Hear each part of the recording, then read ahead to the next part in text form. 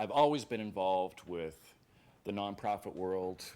When I owned my advertising business, it was a very key thing for us to do. I always wanted to be involved in some kind of social or nonprofit world because I felt that that was important. I felt that that was a way to impact the world, even on a local level.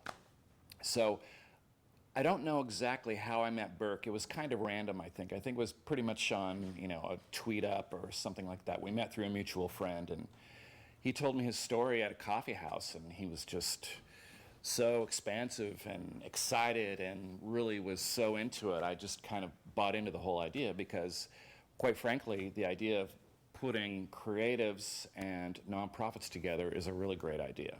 What inspired me about CreativeCares is Burke, first of all, but then secondly, just the story of how there is a need for nonprofits to have creatives help them.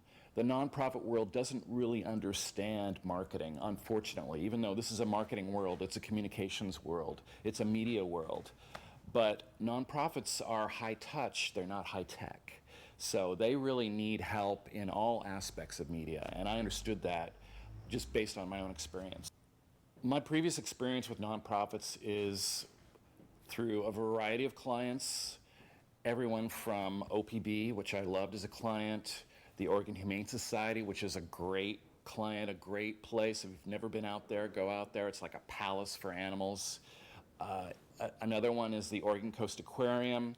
We've done work, or I had done work for Planned Parenthood, the state, all sorts of things. I've done a whole variety of things, and what's really great about that is that you learn about a different part of the world that not everyone is familiar with. Like, for instance, the Humane Society. Humane Society is able to adopt 10,000 animals a year, which is quite amazing. They're like one of the best in the country at doing that.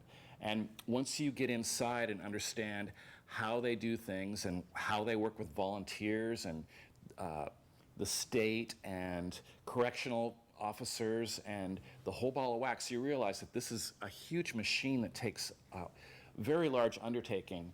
And the marketing side is just, that's not as important in a lot of ways, but once you understand the process and can build with the community, it becomes very important because communication is a way to spread the word and to help get donations over time, and the whole ball of wax, it just cascades from there.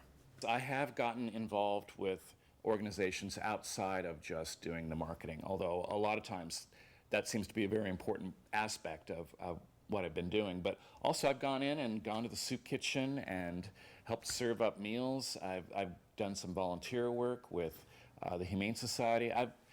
It's really important to be part of the process and get involved. Even in the slightest way, it really helps you understand and get what the organization is all about. I think once you understand how passionate these people are, you get it. You feel it internally, and it makes you want to make as much change as they have. In the short term, I think CreativeCares needs one really great case study. I think if we band together and just amass on one particular subject, we can create change in a lot of different ways and show the capacity and veracity of CreativeCares and show that these are people who care, who can make change, who can help build a smaller organization into a much more successful organization. Once I understand that I can create effective change, even on a small level, that's what helps me understand that, wow, if CreativeCares can create a network of people who can create that kind of change on a small level, it becomes an army after a while. So an army of people who care about the experience that they have in their neighborhoods, the experience that they have in their region with their neighbors. Once we decide as creatives that we can put together an army of marketers and filmmakers and copywriters, etc., we're going to make a difference.